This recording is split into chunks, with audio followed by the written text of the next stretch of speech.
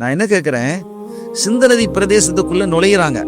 முகமது இப்னு காசிமினுடைய தலைமையில அப்துல் மலிக் என்ன செய்யறாரு, அவர் ஹலீஃபாவா இருக்கிறாரு, இந்த படையை அனுப்புறாரு. ஹஜ்ஜாஜினுடைய துணையோடு அனுப்பப்படுது. ஹஜ்ஜாஜ் தான் வழிகாட்டுறாரு. ஹஜ்ஜாஜை பத்தி நிறைய கருத்து வேறுபாடுகள் இருக்குது.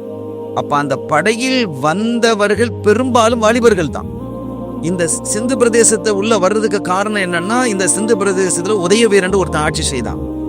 அந்த உதயவீரனுடைய கொடுமை இந்த மக்களுக்கும் இருந்தது மட்டுமல்லாம பக்கத்து ஊராக இருக்கக்கூடிய இஸ்லாமிய நாடுகளிலேயும் நிறைய திருடர்களை, கொள்ளைக்காரர்களை அனுப்பி என்ன செஞ்சு அநியாயம் பண்ணிட்டு இருந்தான்.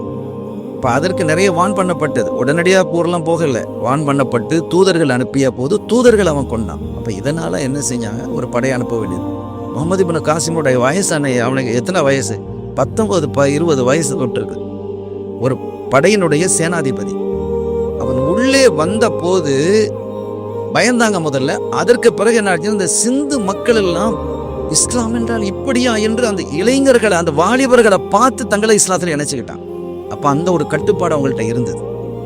இஸ்லாம் போதிக்கக்கூடிய அந்த போதனைகளின் வழியில் ஒருத்தர் நடந்தாருன்னா நிச்சயமாக அது ஒரு பெரிய பாக்கியம்.